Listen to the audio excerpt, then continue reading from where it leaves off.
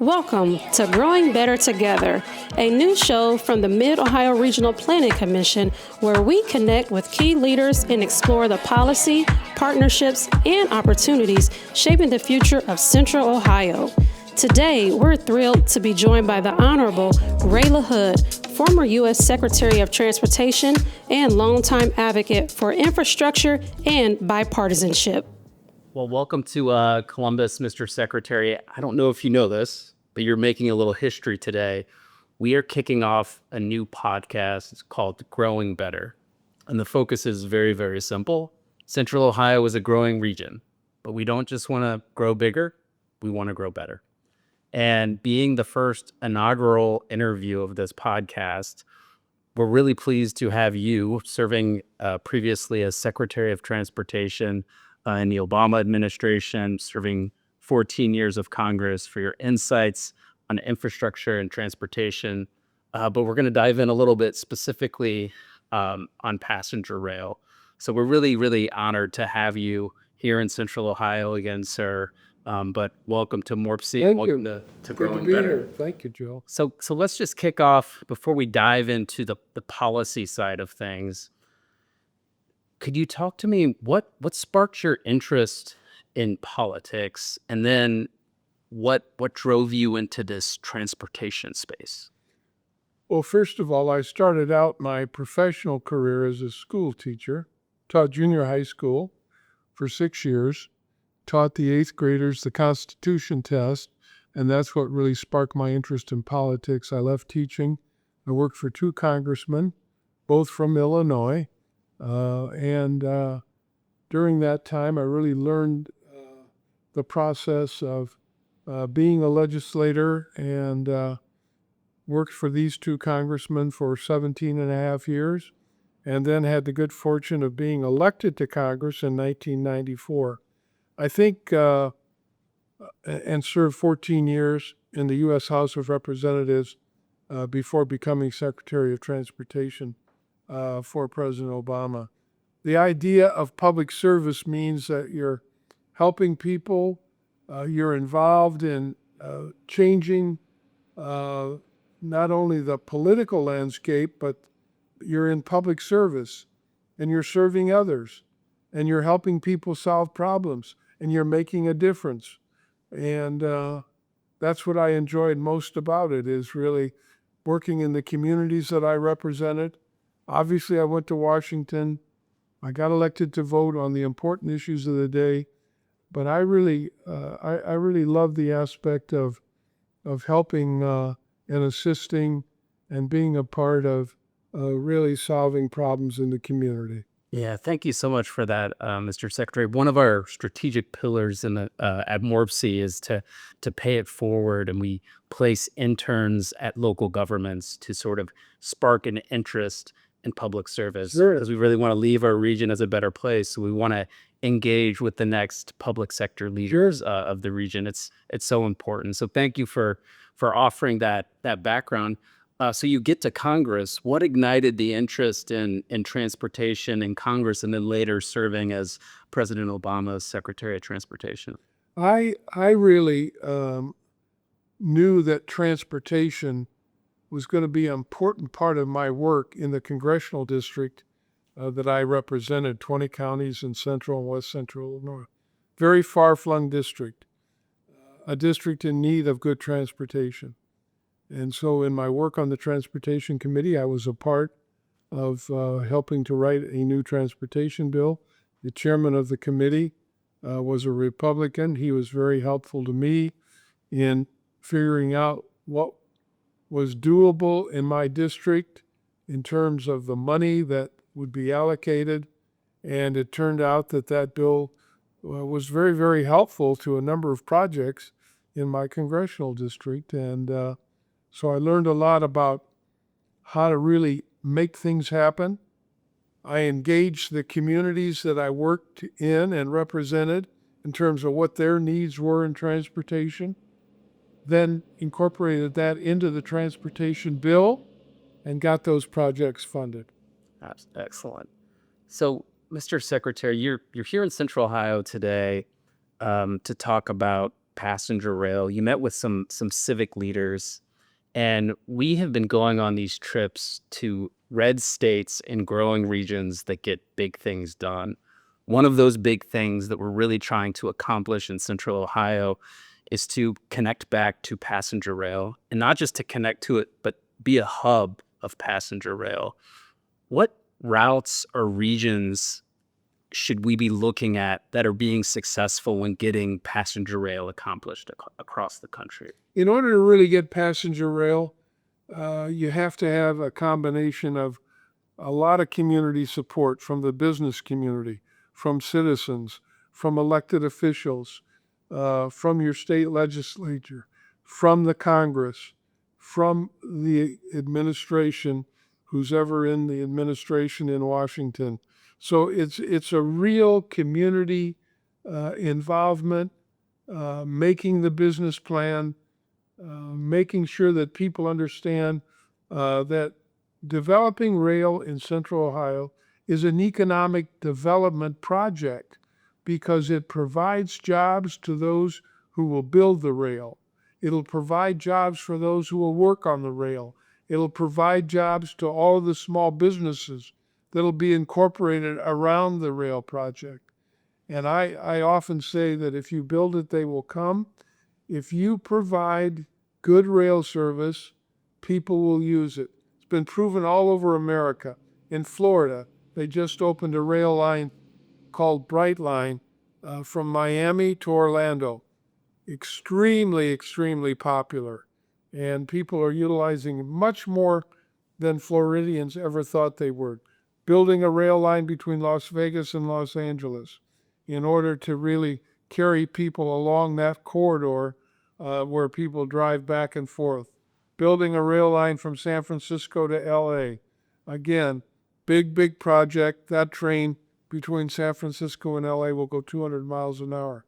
In my home state of Illinois, we have a rail line from Chicago to St. Louis that delivers students to universities all along that corridor, and business people use it. On the Northeast Corridor, Washington to Boston, very, very popular. If people can get out of their cars, get out of traffic, ride on a comfortable, affordable, on-time train, they will utilize it time and time and time again. And that will be true in Central Ohio for people who don't want to be on the interstate, the crowded interstate. Really, the next generation, for the next generation of transportation is really rail. Yeah, no, thank you so much for saying that, Mr. Secretary. As you know all too well, Ohio had an opportunity to connect the three C's about 15 years ago when you were serving as Secretary of Transportation. And I believe one of the key differences 15 years later is the business community is very supportive and sees how this can really impact workforce and job opportunities here in the state of Ohio. So I'm glad that we have them as partners moving. Yeah, you can't look at rail just as transportation. It is truly an economic development, big economic development project, a job provider, job creator, and economic development opportunities. So when you were secretary, there was a new surface transportation reauthorization that Congress passed and President Obama signed called MAP 21. The current bipartisan infrastructure law, that expires next year. How should Central Ohio or MORPC or our local governments be working with our congressional delegation to ensure that there's some dedicated funds for rail and just overall infrastructure? What's the approach there? Well, I believe that the next transportation bill will include money for rail. I also believe that local officials in Central Ohio need to meet with their representatives in Congress, with their Congress people, with their senators, make their priorities known, make it known that if these priorities are funded, we will begin the process in Central Ohio of really developing a good comprehensive rail system over a period of the next couple of decades. And that those investments that are made in that bill to Central Ohio will create all kinds of jobs, all kinds of economic development opportunities, and really create the kind of transportation system that is truly comprehensive because it incorporates everything. Yeah, no, that's a really good point. And we're really lucky in Ohio because we have Senator Houston on the Senate Environment and Public Works, Senator Marino's on the Banking Committee, and Congressman Taylor's on the House T&I team. So we're really trying to use our congressional leadership to do what's in the best interest for our infrastructure here in Ohio. And speaking of Congress and serving in Congress, again, you served 14 years in Congress. Your son currently serves the state of Illinois and Washington, D.C. In the House. During your time in service, you're there on behalf of the Illinois congressional delegation, where you're working with folks like then Congressman Rahm Emanuel or then Senator Barack Obama. You met with former Congressman Pat Tiberi today. How's Congress different in 2025 compared to serving in Congress 25 years ago today? What are your thoughts on how Congress has changed, or has it not changed? Well, certainly Congress has changed because the people in Congress have changed and different factions are there now. I think that the party discipline that existed perhaps when I was in Congress maybe doesn't exist as much as it once did, that members of the House are much more independent-minded, think for themselves, make their own decisions, vote what they think is best for their state or their congressional district. But I do think people in Congress understand the investments that are made through a transportation bill, through a energy bill, really benefit the people in the country.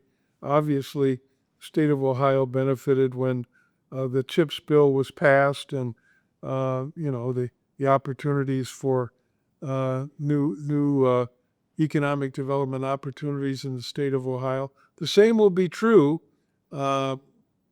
even though the players have changed since I've been there. The same will be true when the Congress passes a transportation bill. Hopefully, Central Ohio and all of Ohio's transportation priorities will be reflected in that bill so that projects can be funded and people can go to work and economic development will take place. Yeah, thank you for that. So we just have two more questions left. And Mr. Secretary, you're kind of a unicorn now. And what I mean by that is you were a Republican congressman, but then you served for President Obama. I believe Secretary Bob Gates and you were the two Republicans, at least at the outset of the administration, that served for President Obama in his cabinet. We live in really polarizing times right now. Can we get back to a place where a Republican congressman from Illinois, who I believe endorsed Senator McCain in 2008, could serve in a opposite party's administration, or are those days behind us?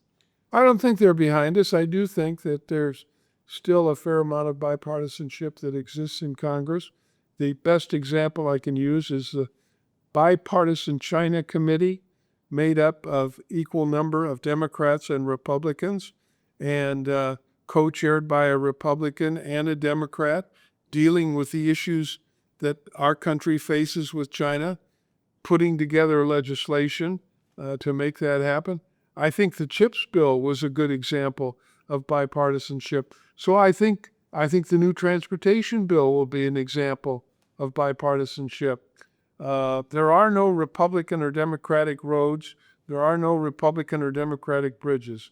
And when it comes to the issues where all Americans are impacted, whether it's transportation, economic development, energy, these are bipartisan issues that I think Congress deals with in a bipartisan way. No, thank you for saying that, Mr. Secretary. We've been working with a lot of different stakeholders on some of those funding opportunities that you mentioned, and it really brings together some odd bedfellows who are really trying to do what's in the best interest of the region or the country. And thank you for saying that. It MORPC, we try to bring communities together to do what's in the best interest of the region. So it's refreshing to hear that there's still a lot of hope in Washington, D.C. So I'm going to leave with just one last question. Again, you served in Congress, you served as Secretary of Transportation. In times after that, you're still very busy. I mean, you're here in Central Ohio today. If you could choose one infrastructure project that you got accomplished that you are the most proud of, what project is that? Well, I wouldn't say there was a project. What I would say is that when we walked in the door, we placed a lot of emphasis on safety. People get up every day in America. They get in a car, on a bus, on a train, on a plane, all kinds of different transportation under the jurisdiction of DOT. And the one thing they don't think about is safety. That was really our job at DOT, to make sure that every form of transportation, including those that are building roads or those that are building rails, are in the safest place they can be, that when you get on a train or on a plane or on a bus, it's the safest transportation possible. We developed a distracted driving program that did not exist before we walked in the door, where we persuaded states to pass distracted driving laws against using your phone while you're driving, against texting while you're driving. And we think we've saved a lot of lives as a result of that. I think our emphasis on safety in all forms of transportation has saved lives and set a high bar for what people at DOT should be thinking about when they think about transportation. It's so critical, Mr. Secretary. We were really engaged with our state legislature a few years ago in regards to implementing distracted driving so folks can be ticketed, and it's already making a huge impact in the Buckeye State. Well, Secretary Ray LaHood, thank you so much for spending time with us today. Joe. Yeah, absolutely.